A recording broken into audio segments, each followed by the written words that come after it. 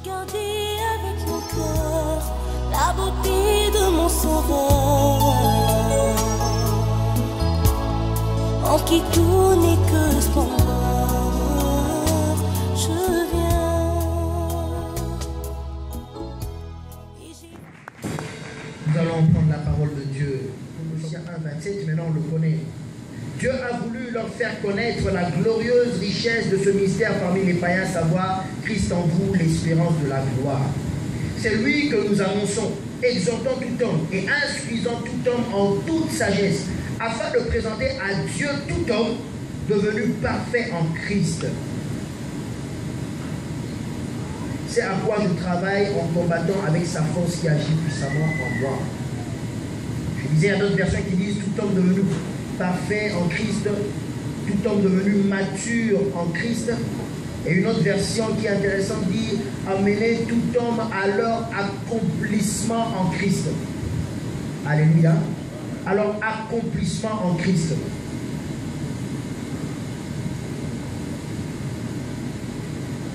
Je disais, quand on se convertit, nous sommes des enfants de Dieu, nous venons dans la maison du Seigneur, nous sommes des enfants de Dieu, nous sommes nés de nouveau. Et c'est en ce moment-là que Dieu, maintenant, par son esprit, en nous, commence un travail. Il y a un travail qui est mis en œuvre, il y a un travail qui est mis en place.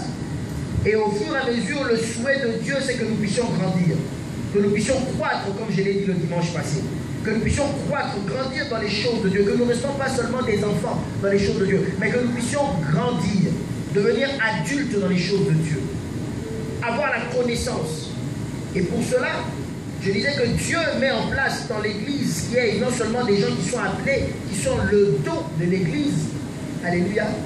La Bible dit qu'il a appelé, il a donné au don, comme don à l'Église. Les ministères, l'apôtre, l'évangéliste, etc. Nous sommes des dons pour vous, des dons pour l'Église. Nous sommes au service de l'Église. Nous sommes là pour que l'Église puisse avancer, pour que l'Église puisse aller de l'avant.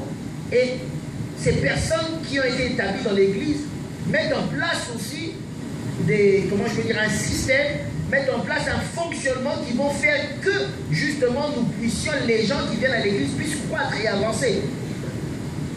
Donc ce n'est pas un hasard que dans l'église il y ait des journées d'enseignement.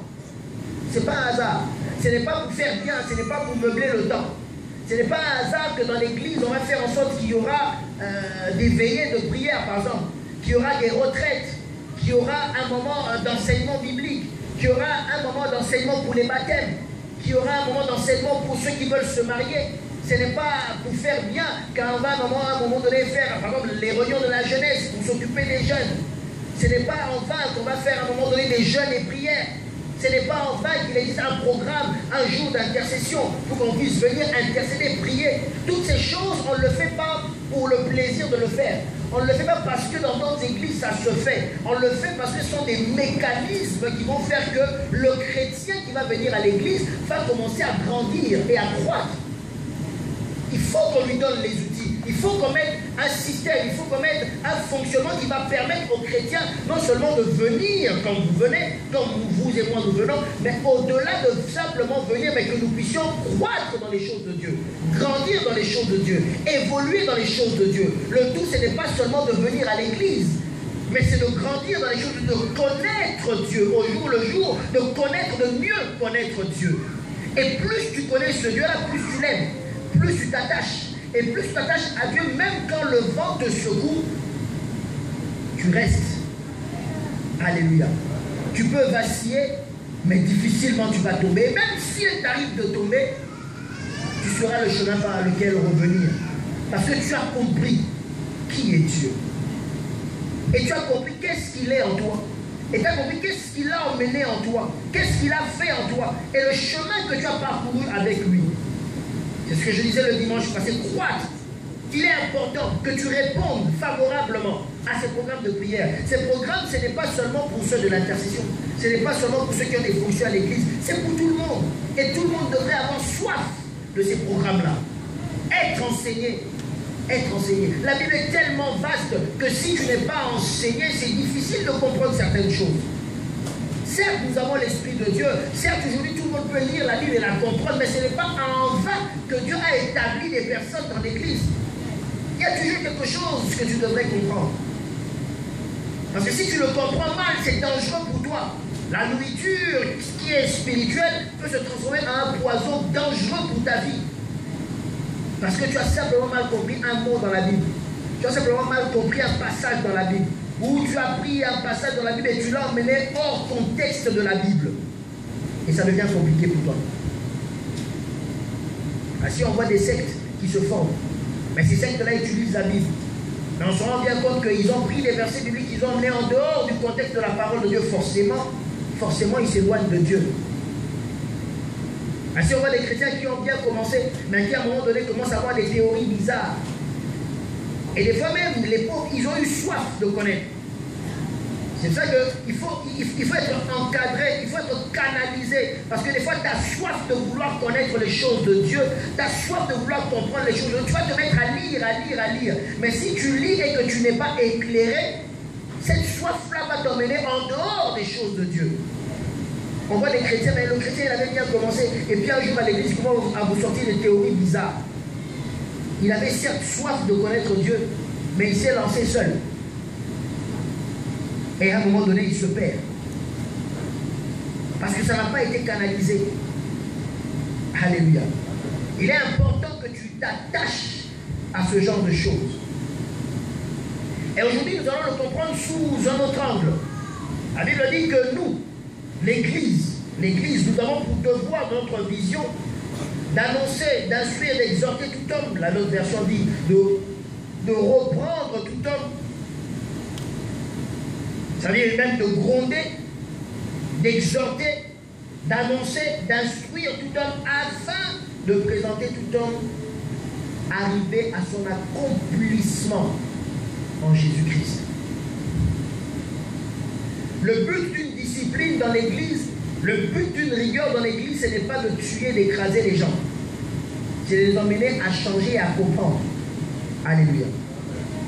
Une personne peut commettre une bêtise dans l'église, une erreur dans l'église. C'est vrai, on va punir. C'est vrai, on va mettre sous discipline, on va suspendre, on va faire tout ce qu'on peut faire pour faire régner l'ordre et la discipline dans l'église. C'est vrai. Mais le but, ce n'est pas simplement d'écraser, de punir la personne. La Bible dit, c'est afin d'emmener tout homme et de présenter tout homme parfait. Il y a un but à cela. Le but, ce n'est pas d'écraser seulement la personne. Tu as péché. Et désormais, tu ne vas plus chanter, tu ne vas plus faire la queue, tu ne vas plus prêcher, et on te met de côté. Non. Certes, on va peut-être te mettre de côté parce que ce que tu as fait n'est pas bon. Mais le but, ce n'est pas que tu restes là dans cette position de punir.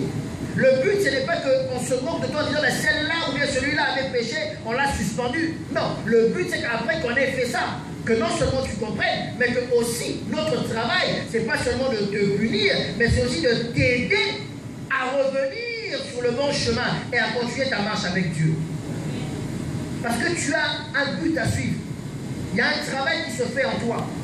Ainsi, ici il dit, afin d'emmener, on va exhorter, on va instruire, afin d'emmener, c'est dans un but, afin d'emmener tout homme devenu parfait en Christ, tout homme avoir atteint son accomplissement en Jésus-Christ. Comme un père, des parents qui vont avoir des enfants, il y a un but. Si dans ta vie tu fais des enfants pour le plaisir de faire des enfants, c'est dangereux. Alléluia. C'est très dangereux. Tu vas faire des enfants parce que vous allez les désirer. C'est toujours mieux que ce soit comme ça, que ce soit désiré.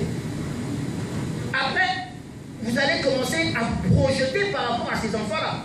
On va avoir un enfant, pas seulement pour le plaisir qu'on m'appelle papa ou maman, mais parce que quelque part, on aimerait aussi, on a des projets aussi par rapport à cet enfant.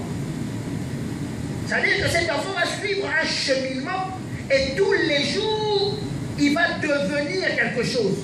Tous les jours, nous, en tant que parents, nous allons l'aider à devenir quelque chose. On va l'aider à atteindre son accomplissement dans la famille, dans la société et pour lui-même. Nous allons l'accompagner. C'est notre devoir. Pas seulement de, comme on dit, pondre les enfants et puis les laisser. On ne s'en occupe pas, c'est la société qui va s'en occuper.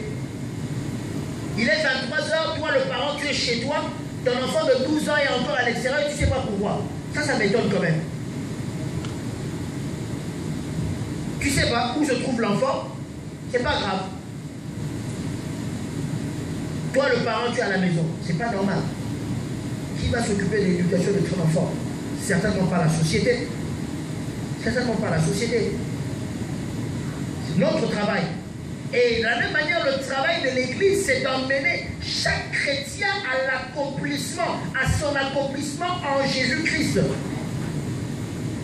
Et pour ça, il y a beaucoup de choses que Dieu veut faire en toi.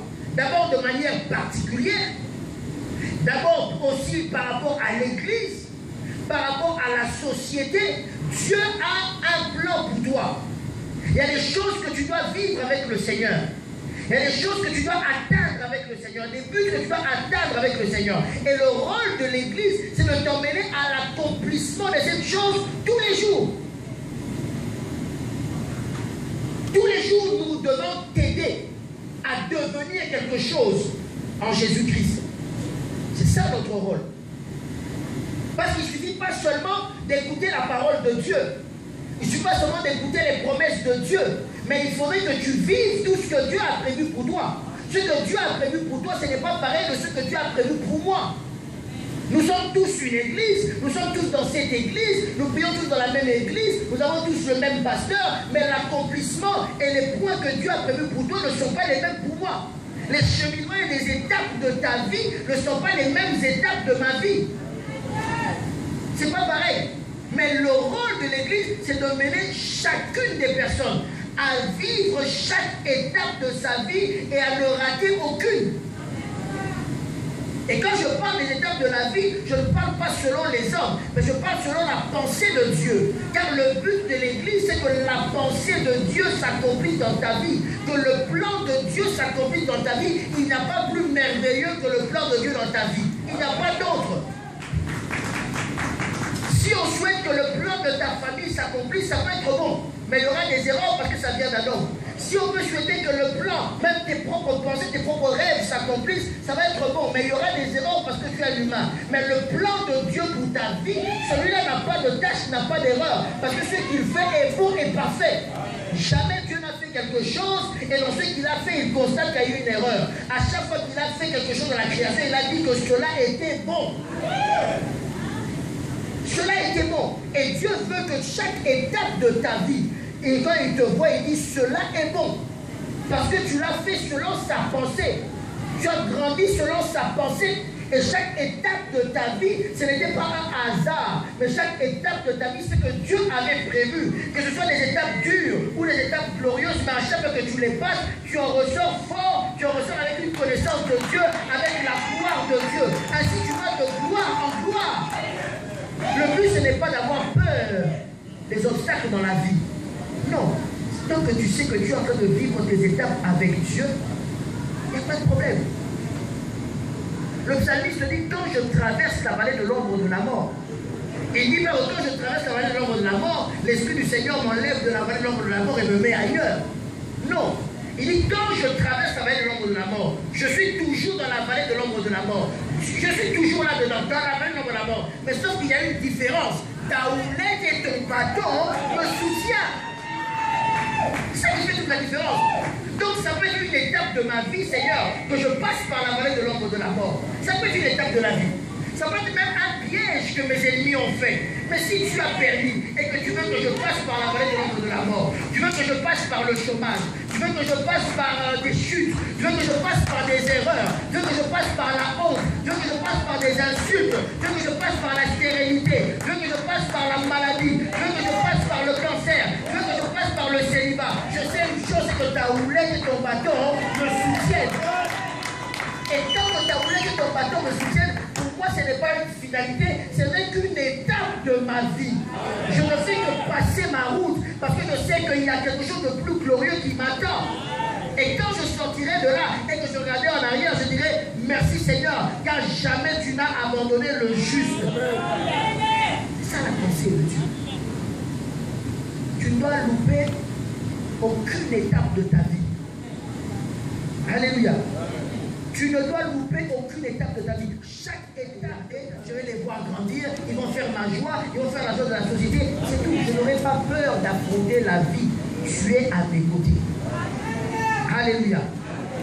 Tu es à mes côtés. Mais je ne demande pas d'en faire non plus trop. Fais le nombre que tu pourras gérer. Alléluia. Alléluia. Fais le nombre que tu pourras gérer. Si tu peux gérer 10, gloire au Seigneur. Si tu ne peux pas, ne fais pas 10. Amen. Si tu ne peux pas, ne fais pas 10. Alléluia. Gloire au Seigneur. Donc il ne faut pas avoir peur. Sache seulement que je suis en train de marcher avec Dieu. Et l'accomplissement de Dieu. L'Église doit m'emmener à entrer dans l'accomplissement. Je dois vivre mon accomplissement dans le Seigneur. C'est-à-dire que les étapes que Dieu a prévues pour ma vie, je dois les vivre. Et c'est l'Église qui va m'accompagner à cela. C'est ça le rôle de l'Église. De faire en sorte que ce que toi tu es et ce que Dieu a prévu pour toi, que tu puisses le vivre. C'est ça qu'il y a ici. Quand on voit un bébé qui à un moment donné va se lever, et les parents vont commencer à l'encourager, à ce qu'il puisse marcher. Même s'il tombe, c'est le rôle des parents de l'encourager. Parce que les parents veulent qu'il rate pas cette étape-là. Même s'il tombe, ils vont le relever. Et ils vont encore taper les mains pour dire, viens à moi. L'enfant va venir, il va tomber, on va encore le relever. Même s'il pleure, aucun parent normal dira, parce que mon enfant est tombé, je ne veux plus qu'il ose marcher. Vous savez qu'il y aurait surtout une femme qui allait dire amen. Ce sont les femmes souvent qui vivent ça. Ce sont les femmes souvent qui vivent ça. Alléluia. Aucune femme normale ne va dire, ah, parce que mon enfant a essayé un pas, deux pas, il est tombé, il s'est fait mal, donc je ne veux même plus qu'il ose marcher. Je le mettrai au dos jusqu'à ce qu'il aura 12 ans. Quelle est cette femme qui a dit ça? L'enfant tombe, on le relève, on le stimule, on l'encourage à marcher. Même s'il va tâtonner, on l'encourage, on le rassure. Que même si tu tombes, papa et maman est là, je te retiendrai. Et même si je n'arrive pas à te retenir et que tu tombes, c'est pas grave. Un jour, on verra l'enfant enfin qui marche sur ses deux jambes. Et on se dit, il a franchi une étape. Alléluia. Il a franchi une étape. Et là, tu vois les mamans prendre le téléphone pour dire, ah oui, tu sais quoi, il a marché. On t'appelle juste pour te dire qu'il a marché. Ça devient la nouvelle du jour, n'est-ce pas vrai? Ce sont des choses qu'on fait. Et tu vas prendre ton téléphone, tu vas appeler ta soeur, ton frère qui est loin pour dire, ah, tu sais quoi, hey, on commence à voir les dents qui commencent à sortir. Donc tu m'as appelé rien que pour voir, pour me dire qu'il y a des dents qui commencent à sortir. Mais pourquoi ça nous captive tant ces choses-là? Pourquoi ça nous fait si plaisir ces choses-là? Garde l'enfant. Mais on le voit des fois à la crèche. Tu déposes l'enfant et le soir tu reviens, on te dit, tu sais quoi, aujourd'hui ton enfant a marché, tu vois la maman. Et pourquoi tu es excité comme ça, il n'a fait que marcher, quoi le problème? Mais ça fait tellement plaisir à la personne que Dieu te bénisse. Ça fait tellement plaisir parce que la maman se dit, ah tiens, mon enfant a franchi une étape. Est-ce que vous comprenez? Et la maman sait que c'est une étape essentielle à la vie, que de savoir marcher, de savoir parler, d'avoir des dents, etc. Donc quand on lui annonce que l'enfant a franchi cette étape, la maman est contente parce qu'elle voit l'enfant en train de s'accomplir dans sa croissance, dans sa vie. Elle se dit, j'ai un enfant qui est normal. Alléluia. J'ai un enfant qui est normal. Quand on voit les dents commencent à pousser, on dit, j'ai un enfant qui est normal. Quand on voit l'enfant commencer à dire, puis après un jour l'enfant dit, maman, la maman elle est contente, les larmes même coulent. Comme c'était la première fois qu'elle entend le mot maman. Parce que ça fait tellement plaisir, on se dit, ah, mon enfant est normal. L'enfant est en train d'accomplir chaque étape de sa vie. Donc ça fait plaisir. Alléluia. Et c'est ce que Dieu attend de nous, de chacun d'entre nous. Que l'Église nous emmène à l'accomplissement. Ça veut dire que tu es né dans le Seigneur, tu crois avec le Seigneur, et peu à peu, chaque étape, tu es en train de le vivre avec le Seigneur. Même s'il y a des loupés, même si au début ça ne marche pas, l'essentiel est que Dieu et que l'Église te fortifie, que l'Église t'accompagne, que l'Église te stimule, que l'Église te rassure. C'est ça le rôle de l'Église. Afin que demain, tu deviennes un homme parfait en Jésus. C'est-à-dire que tu n'as raté aucune étape. Tu as vécu toutes les étapes de ta vie. Ta croissance est normale. Comme quand tu vas avec ton enfant à la PMI, on va examiner l'enfant. On va te poser des questions. Ils vont se rendre compte que ton enfant est en train de suivre le cours normal des choses. Alléluia. Toi, tu vas t'inquiéter, tu vas dire, mais je ne comprends pas. Mon enfant, ça fait un temps, il a la diarrhée, il a la toux, ça n'arrête pas. Le rhume, le nez, j'ai tout fait, ça ne marche pas. La dame va te demander, mais attends, on va ouvrir un peu la bouche de l'enfant. Elle dit, mais c'est normal, il y a une poussée dentaire. Donc ne t'inquiète pas de la maladie, c'est normal. Quelqu'un m'a compris. Donc des fois, il peut avoir des étapes dures qui accompagnent ta vie. Il peut y avoir des périodes difficiles qui accompagnent ta vie. Des fois, ce n'est que normal, parce qu'il se passe quelque chose en toi. Tu ne m'as pas compris, hein? Ce n'est que normal, il se passe quelque chose en toi. Et quand on était petit, on trouvait ça bizarre. Nos mamans, elles savaient, celles qui ont l'expérience, disent, mais l'enfant fait la diarrhée. Ben, attends, il a combien de mois? Ben, c'est normal. C'est parce qu'il commence à marcher, c'est pour ça. Je dis, mais elle n'a jamais fait la médecine, comment elle connaît ces choses? Même s'il y a des loupés, même si ça ne marche pas, ne t'inquiète pas. Tu es en train de franchir des étapes. Et chaque étape, tu apprends. Chaque étape, c'est nouveau pour toi. Donc, ce n'est pas un problème que si quelquefois il y a des loupés. Ce n'est pas un problème si quelquefois tu ne comprends pas. Ce n'est pas un problème si quelquefois ça peut même te secouer. L'essentiel, c'est de demeurer dans l'église et d'accepter d'être accompagné à chacune de ces étapes. De franchir ces étapes avec le Seigneur. Et que tu n'en rates aucune. Afin que déjà toi-même, tu deviennes ce que Dieu veut que tu sois, jour après jour. Il y a un philosophe qui a dit, l'homme c'est un perpétuel devenir. Et il avait raison de le dire. C'est-à-dire que tous les jours, tu dois devenir quelque chose. Et j'espère pour toi en bien. Tous les jours, tu dois devenir quelque chose. C'est ça l'accomplissement dans la société. Et au fur et à mesure que tu grandis, à chaque étape se rattache une récompense, une position. Alléluia. À chaque étape, c'est une récompense, une position. Si peut-être quand tu allais à l'école parce que tu avais bien travaillé, on t'offrait un cadeau, il y aura un jour, le cadeau, ça sera parce que tu as bien travaillé, tu as un diplôme, tu te retrouves PDG d'une grande entreprise.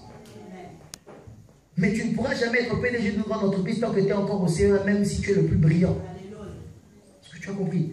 Parce qu'à chaque étape sera rattaché quelque chose que Dieu te réserve. C'est ça qui ne veut pas que tu rates les étapes, mais que tu ailles étape par étape. Parce que chaque étape va te donner une connaissance de Dieu. Chaque étape va développer un amour de Dieu dans ta vie.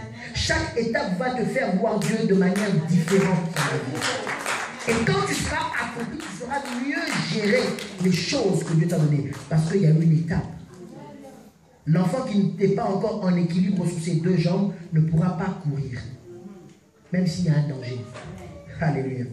Même s'il y a un danger, tant qu'il n'est pas encore en équilibre sous ses deux jambes, il ne pourra pas courir. Mais le jour où il sera en équilibre sous ses deux jambes, dès qu'il y aura un danger, tu n'auras pas besoin de venir le porter. De lui-même, il aura le réflexe de savoir courir. Dieu te prépare. Alléluia. Dieu veut que tu cours sur tes propres jambes. Dieu veut que tu saches avancer. Cet enfant, malheureusement, il était encore enfant, alors que son pays a été envahi, sa famille décimée. La Bible dit que dans la précipitation, sa nourrice l'a prise. Dans la précipitation, elle l'a prise. Si seulement il savait courir. Dans la précipitation, on l'a pris. Et parce que la pauvre femme, ce n'était qu'un humain, il peut avoir des erreurs. Elle a laissé tomber l'enfant. La Bible dit que l'enfant s'est retrouvé handicapé toute sa vie. Toute sa vie. Mais Dieu jamais te laissera tomber. Alléluia. Jamais te laissera tomber. Pourquoi? Parce que quand il y a un danger, il sait que tu sais courir. Alléluia. Il sait que tu sais maintenant courir. Et qu'est-ce qu'il va faire? Pendant que le danger est là, il te dit quoi? Il te dit, cours mon enfant. Cours. Toi tu passes devant, tu cours. Et lui il est derrière. Il sait que même si tu tombes, le danger ne pourra jamais t'atteindre parce que lui il est derrière. Tu tombes, il te relève, il te dit cours. Tant que lui il est là, le danger ne pourra pas t'atteindre. Mais il te dit cours. Il te dit cours pour t'apprendre à faire les choses. Il te dit cours comme si ça dépendait de toi. Mais il sait qu'il est là. Il sait que tant qu'il sera là, le danger ne pourra pas t'atteindre. Mais il te dira cours. Et il te regarde courir, tu cours, tu tombes. Toi tu as peur, tu dis je suis tombé, le danger va venir. Tu crois que c'est le danger, lui il vient, il te relève. Il te dit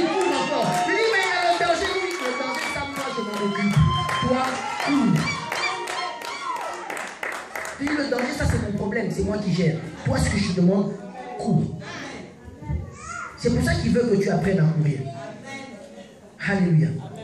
La Bible dit quand il était dans la barque, il dormait. Les disciples avaient peur. Mais on va couler. Mais cet homme n'est pas normal. Comment peut-il dormir? Mais les disciples ne savaient pas que tant qu'il était dans la barque, il ne pouvait jamais couler.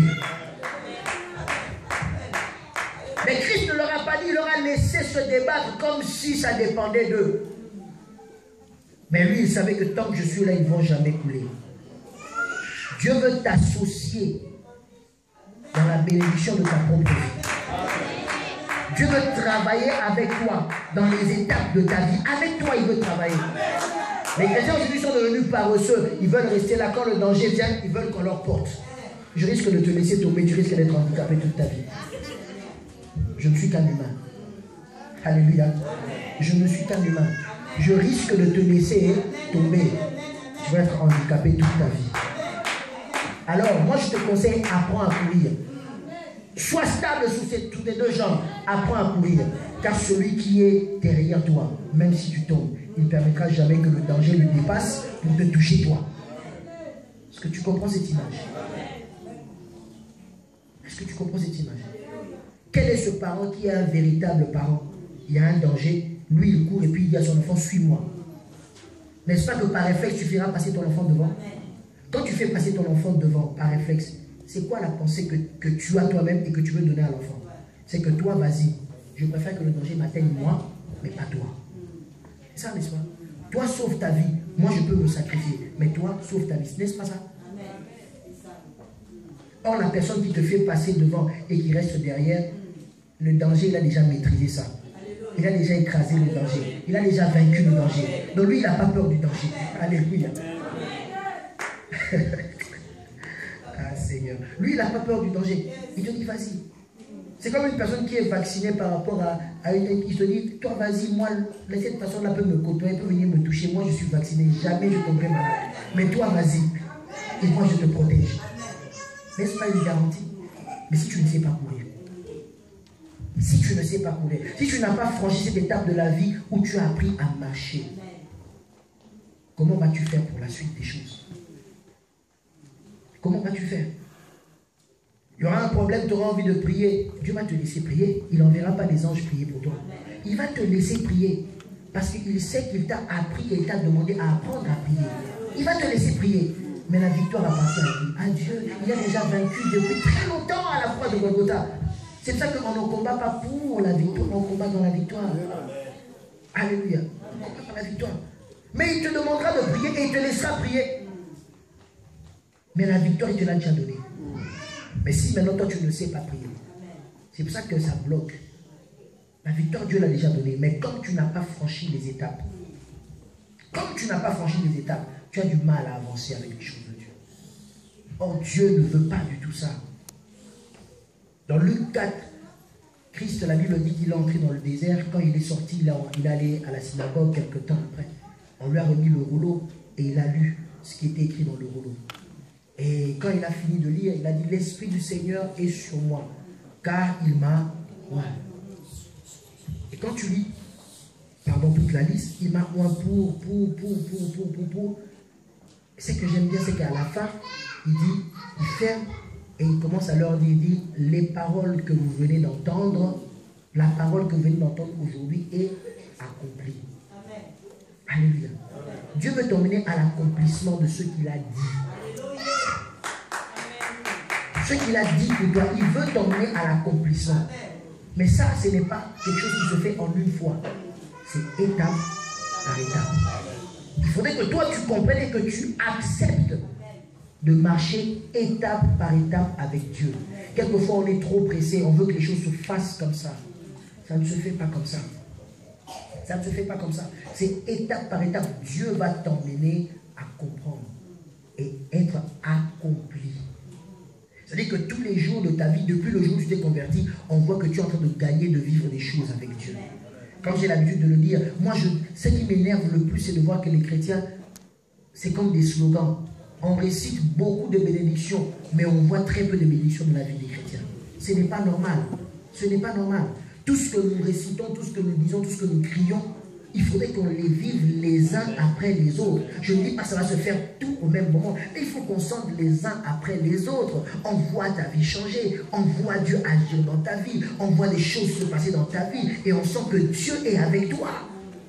On sent que Dieu est avec toi. Ainsi, on te dit que l'Église t'emmène à l'accomplissement. Afin que tu sois accompli en Jésus-Christ.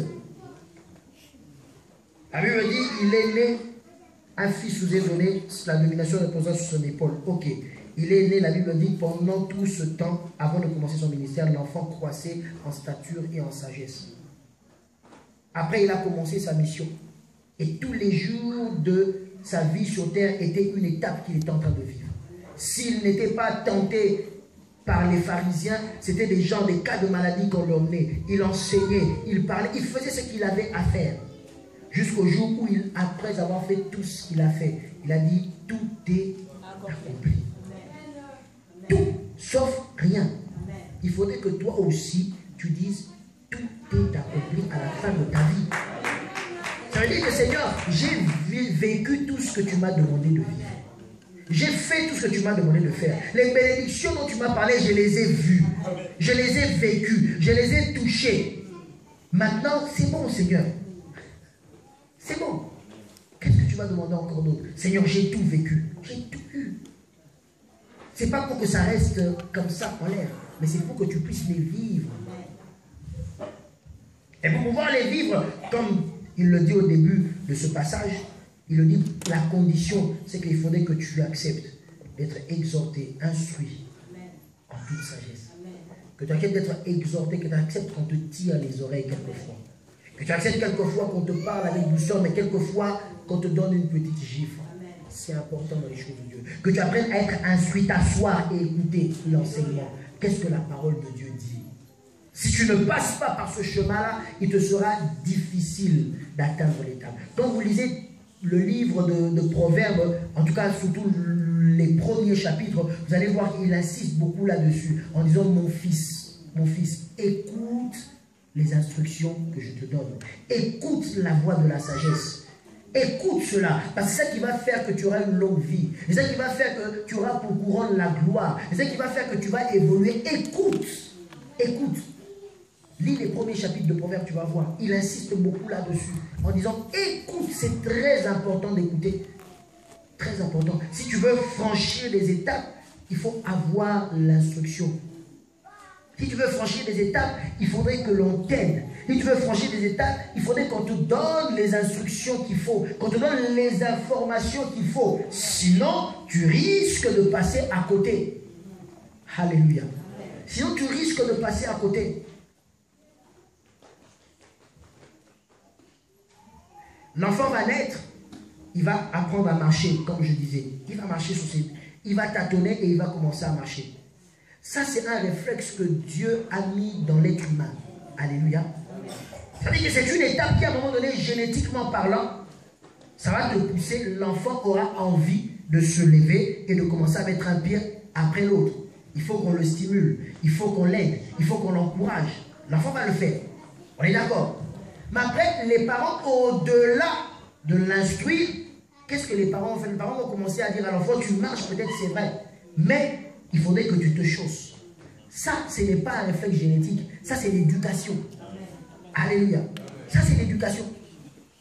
Ça c'est l'éducation. Sinon, si tu ne dis pas ça à ton enfant, eh ben, on peut voir jusqu'à 2 ans, 3 ans ton enfant mettre les chaussures, ça ne lui dit rien. Mais les parents vont lui dire non, il faudrait que tu te chausses. Pourquoi tu vas te chausser? Parce que tu marches, c'est vrai, mais le tout, ce n'est pas de marcher dans la vie. Sache que quand tu marches sur le sol, il peut avoir un tesson de bouteille. Si tu n'es pas chaussé, tu vas te blesser. Le tout, c'est de ne pas de marcher, mais sache que si tu ne te chausses pas, c'est sale. Tu auras tout le temps les pieds sales. Tu n'auras pas des pieds propres. Fais attention, parce que si tu n'es pas chaussé, marcher, c'est bien. Courir, c'est bien, mais quelquefois, il y a des pierres, il y a des cailloux sur notre chemin. Et si tu heurtes un caillou, une pierre, mieux vaut être chaussé que de ne pas l'être. Parce que si tu es chaussé, c'est vrai, tu seras peut-être blessé, mais ça sera différent d'une personne qui a heurté une pierre en courant et qui n'était pas chaussée. Ça, c'est l'éducation. Pourquoi? Pour te prévenir, pour te dire que tu marches, c'est vrai, mais il ne suffit pas de marcher, il y a bien plus dans la vie. Et des fois, le chrétien, parce que nous sommes dans une époque où Dieu a donné l'esprit à tout le monde a le Saint-Esprit, le chrétien croit qu'il peut maintenant être un électron libre, être indépendant et faire les choses par lui-même. Moi aussi, je lis la parole de Dieu. Moi aussi, je comprends la parole de Dieu. Mais pour qui il se prend? Mais celle-là, maman José, quand elle prêche, pour qui elle se prend? Ah, mais maman Lydie, quand elle vient m'exhorter, pour qui elle se prend? Ah, mais papa Blaise, mais lui, qu'est-ce qu'il me raconte? Moi aussi, je sais. Moi aussi, je lis. Moi aussi, Dieu me parle. C'est vrai, il ne suffit pas de faire ces choses-là. Il y a bien au-delà. Parce que la vie, c'est une école. Et chaque étape, tu dois être instruit. Il y a des dangers. Il y a des dangers. L'enfant va commencer à parler, c'est très bien. Il parle. On se rend compte que l'enfant dit papa, maman. L'enfant commence à faire des phrases. C'est bien. Mais les parents vont commencer à éduquer l'enfant. Pour dire que non, quand tu demandes, on dit s'il te plaît. Parce que rien qu'à cause de s'il te plaît, tu peux rater des grandes choses dans la vie. On est d'accord? Tu viens avec ton bon français, tu parles bien, mais parce que tu n'as pas dit s'il te plaît, il y a des personnes, ça peut les froisser au point qu'ils peuvent te priver beaucoup de choses. On va apprendre à l'enfant que fais attention, parler c'est bien, tu parles très bien, comme les Français, les enfants d'ici. Ils parlent, il faut prêter l'oreille quoi. C'est 12 000 mots à la seconde. Avec les mots abrégés, avec leurs termes, avec leur manière de faire, t'es perdu. Mais on va lui dire, attention, tu parles, ça c'est une bonne chose. Je ne te dis pas que tu es muet, tu parles, ça c'est tu as franchi l'étape de la vie. Mais fais attention, dans la vie, quand tu es face à des personnes que tu ne connais pas, ou bien quand tu es face à des personnes qui sont élevées en dignité, ou bien quand tu es face à des responsables, vaut mieux dire vous que tu. Parce que rien qu'à cause de ça, tu peux même rater du travail dans un entretien d'embauche. Parce que tu te retrouves face au directeur des ressources humaines, toi parce que tu sais parler, que toi parler ça suffit, et tu vas lui dire tu, on va lui dire vous. Rien qu'à cause de ça, même si ton CV est bien fourni, tu risques de rater le travail. Et là, à ce moment-là, tu diras, mais je parle bien français, j'ai bien étudié, mais pourquoi je n'arrive pas à avoir du travail? Parce que quand tu vas à l'entretien d'embauche, tu parles bien français, c'est vrai, tu as étudié, c'est vrai, mais tu dis tu au lieu de dire vous. Vous comprenez ce que je suis en train de dire? Et ça, c'est l'éducation qui va te l'apprendre. Alléluia. C'est l'éducation qui va te l'apprendre. Je crois que j'ai raconté une fois ici. On était à une réunion, on était allé à une grande réunion dans une très très grande entreprise. Voilà. D'assurance. Et il y avait des jeunes qui étaient venus pour l'embauche. Bon. Nous, on ne s'en occupait pas, nous, on faisait des affaires. Ils attendaient qu'on les appelle tour après tour pour passer à l'entretien d'embauche. Et avant ça, même bien avant ça, qu'on les appelle, il y a la dame qui était responsable des ressources humaines qui est passée par là. Elle est simplement passée par là, elle a traversé la pièce là où on était. Nous, on lui a dit bonjour, on parle bien avec, il n'y a pas de souci. Elle s'est retournée juste une seconde et son regard est tombé. Comment vous appelez ça les jeunes? Destroy, c'est ça? Destroy. Hein? Hein? Soirette. Dissoirette. Voilà. Donc, jean déchiré, là, tout ça, etc. Il a mis ses converses, jean déchiré. Bon, franchement, pour un samedi, il était bien habillé. Ça faisait classe. Ça faisait classe. Pour un samedi, quand tu vas te balader sur les rives de Seine et tout, tranquille, Paris-Plage, il n'y a pas de souci. Mais la dame, dès que son regard est tombé sur lui, elle dit, ce monsieur, qu'est-ce qu'il vient faire? Et le garçon, au lieu de comprendre et de se faire petit, non, comme les jeunes d'ici, avec sa chemise, il y avait plein ses CV là. Elle n'a même pas fini, elle n'a même pas laissé le temps de finir. Elle dit, sécurité, faites-moi sortir ce garçon. Je ne le reçois pas. On l'a mis à la porte. Et le pire dans ça, c'est qu'il ne comprenait même pas pourquoi on l'avait mis à la porte. Là, je me suis dit, en tout cas, pauvre de toi. Pauvre vraiment de toi. Parce que tu n'as rien compris, mais rien de rien. Elle n'a même pas laissé le temps de finir de parler. Dehors. Elle dit, mais déjà une personne qui se présente comme ça veut dire qu'il ne comprend pas. Je ne peux pas. Je ne peux même pas lui consacrer mon temps. Parce que déjà, ce n'est pas un respect de se présenter face à moi comme ça. Maintenant, une personne pareille, admettons s'il est chrétien, il va aller voir son pasteur pour dire, pasteur, les sorciers de ma famille, je savais, j'avais entretien mardi, lundi soir, mon oncle m'avait appelé. C'est pour ça, lui quand il appelle, ça rate toujours après. Ça rate, mais qui t'a demandé de te mettre en digne? C'est ton oncle. Ça c'est l'éducation. Alléluia. Ça c'est l'éducation. Est-ce que vous comprenez ce que je suis en train de dire? Je ne suis pas seulement de parler. On parle souvent avec des collègues de travail. Et vous savez, les petits jeunes, quand ils sont embauchés, on essaie de leur donner notre expérience. Et il y en a beaucoup parmi nous au travail qui ont fait malheureusement cette triste et amère expérience. C'est qu'ils ont travaillé dans notre boîte. Vous savez, quand on est jeune, on a l'impression qu'on parle bien.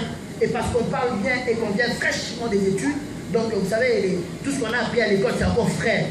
On a l'impression qu'on peut changer le monde comme ça, du jour au lendemain. On a envie de révolutionner le monde. Voilà, c'est ça les jeunes. On a envie de tout changer. Il faut tout changer, c'est comme ça. Et dans cette fougue de la jeunesse, on a du mal à tenir notre bouche, notre langue. Donc pour la plupart, qu'est-ce qui s'est passé? C'est qu'ils ont eu des mauvaises expériences où leur carrière même a été bousillée complètement. Parce qu'ils se sont retrouvés à un endroit, dans une réunion, dans une conférence ou dans une formation. Et vous savez, des fois, les vieux cadres là, ils sont très sages. Ils vont te mettre à l'aise. Ah ben dites-nous, s'il y a quelque chose qui ne va pas dans l'entreprise, vous pouvez parler. On est entre nous, en toute confiance et tout. Il n'y a pas de problème. On est là pour vous écouter. On est là pour vous écouter, il n'y a pas de problème. Sentez-vous libre, on est entre nous. Vous savez, on est comme une famille. Hein. Et les jeunes, évidemment, ils tombent toujours dans le panneau. Et ça y est, ils lèvent la main. Ah, vous savez, moi, j'aime pas ça. Moi, j'aime pas ça dans l'entreprise. Moi, ça me saoule. Moi, ça me casse les points. Moi, ça, j'aime pas. Moi. Et le monsieur, il écoute, il dit, oh, il n'y a pas de problème. Il n'y a pas de problème, merci beaucoup. Merci pour votre intervention. C'est une très bonne chose. Et il note le nom quelque part. Et puis toute ta carrière détruite. Vous comprenez? Toute ta carrière détruite. Après, la personne s'étonne, mais c'est normal, il vous a dit de parler. Moi, j'ai dit, hein. Ah, moi, je suis comme ça. Ah, moi, je franco, hein. Moi, je lui ai dit, cache. Ah, moi, j'ai dit, cache, moi, je vais ma carte chemin. Hein. Ah, moi, je suis comme ça. Hein. Moi, je suis comme ça. Tu es comme ça. Hein. Continue à être comme ça, tu verras. Tu seras chaque fois licencié. Continue à être comme ça. Ça, tu sais parler, c'est bien, mais tu n'as pas encore l'expérience de la vie. Alléluia. La jeunesse manque de maturité, manque d'expérience. Et ça ne s'apprend pas à l'école. Vous avez compris? Ça ne s'apprend pas à l'école. Tu peux avoir fait ABA, HEC, Dauphine, tout ce que vous voulez, Polytechnique, Pont et Chaussée, toutes ces grandes écoles, ça ne s'apprend pas là-bas. C'est l'école de la vie. Tu diras, mais je sais parler, je travaille bien, mais pourquoi j'ai toujours l'impression que mes patrons cherchent toujours la petite bête? Ah mais tu sais pas que dans une conférence, tu avais un peu trop ouvert ta bouche. Tu avais un peu trop parlé. Ah oui, mais on vous avait demandé de parler. Oui, on vous a demandé de parler, mais c'est là tout le piège. C'est là tout le piège. Et celui qui n'a pas d'expérience ne comprend pas ça. Celui qui n'est pas sage ne comprend pas ça. Est-ce qu'on me demande d'être hypocrite? On ne te demande pas d'être hypocrite, on te demande d'être sage. C'est différent. Alléluia. On te demande d'être sage, c'est différent.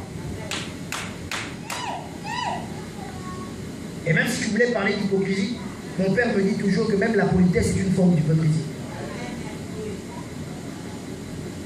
La politesse est une forme d'hypocrisie. Tu vois ton patron, il te dit bonjour, tu lui dis bonjour avec un petit sourire, mais est-ce que forcément tu as envie de le sourire? Peut-être le matin en brossant les dents, c'est lui que tu as insulté. Mais quand tu le vois, bonjour monsieur. N'est-ce pas une forme d'hypocrisie? Répondez-moi. Ça ne s'apprend pas à l'école. Comprenez? Donc le tout, pour que tu franchisses les étapes de la vie, ce n'est pas seulement de te dire je sais faire, mais de te laisser instruire, de te laisser conduire, de laisser qu'on te transmette l'expérience, qu'on te dise les choses. Parce que des fois le piège est là. Le piège est là. Mais toi tu te dis, moi je sais faire, tu vas le faire, mais tu risques de mal le faire. Après tu diras, mais pourtant je sais faire. Il y avait juste une petite virgule que tu n'as pas mis au bon endroit. Et ça t'a coûté cher, très cher pour toute la vie. Alléluia. D'où il dit, mener les gens à devenir parfaits en Jésus-Christ, qu'on puisse les instruire et qu'on puisse les exhorter, qu'on puisse te tirer les oreilles quelquefois, qu'on puisse quelquefois prendre la parole et t'enseigner ce que la parole de Dieu dit. Quelle est la pensée de Dieu? Les cours bibliques, c'est important, très important. Parce que oui, tu sais lire la Bible, oui, tu comprends la Bible, mais fais attention, même dans les choses de Dieu, fais très attention. Si tu fais mal les choses, ça peut devenir un poison mortel pour toi. Ça peut devenir un poison mortel pour toi. Je sais, quand on était en Afrique, et d'ailleurs j'en reviens encore, là-bas on avait le poulet, vous savez, le poulet bien frais là. On voit le poulet sur pied là comme ça, hop, on l'attrape et puis on l'égorge. J'ai eu la grâce d'en manger. Laissez-moi vous dire que les poulets qu'on nous vend ici, c'est de l'arnaque. Alléluia. Là, tu manges le poulet, tu sens que ça, c'est du poulet, ça, c'est de la chair. Alléluia. On va prêcher dans les villages, là-bas, ils n'ont rien à te donner. On te donne 2 coques, 3 coques. Qu'est-ce que je vais faire avec? Je vais revenir ici avec à Paris. Ah, voici, on va m'arrêter. J'ai dit, tuez les coques là, on va manger. On fait un bon kidjelou le soir, là, on mange sérieusement, avec du foutou. Alléluia. Et là, tu sens la saveur. Tu dis ça, là-bas, en Europe, on nous escroque. Alléluia. Mais moi, je me souviens encore, quand ils faisaient ce genre de choses, quand on apprenait à moi et surtout à mes soeurs, à comment découper le poulet, etc. On dit toujours, fais attention, parce qu'il y a un petit organe qui est à l'intérieur. Si tu te précipites et que tu le perces, toute la chair devient amère. Alléluia. Vous m'avez compris? Et on leur disait, fais attention. Et nous on disait, oh, alors, maman aussi, elle exagère, attends, je fais tac, tac, tac, et puis après, attends, juste un petit truc comme ça. Et encore, même si j'arrive à le percer, c'est pas grave, je vais laver, je vais nettoyer et tout. Tu perces, tu cours au robinet, tu nettoies, tu fais ta nourriture, à peine on met une cuillère dans la bouche, on dit, qu'est-ce qui s'est passé quand tu as découpé le poulet? Pourtant, maman n'était pas là, mais tu dis, qu'est-ce qui s'est passé quand tu as découpé ton poulet? Tu as percé. C'est-à-dire que, en fait, j'avais juste un fou. Non, tu as percé ou pas? Non, tu n'as pas à mentir, le résultat est là. C'est amer. Tu as bien découpé les morceaux de ton poulet. Très bien, il n'y a pas de souci. Mais ta nourriture est immangeable. Tu as mis tous les ingrédients, mais c'est impossible. Pourquoi? Parce que tu as fait une petite erreur de rien du tout. Un tout petit organe. Si tu ne fais pas attention, toute ta nourriture est finie.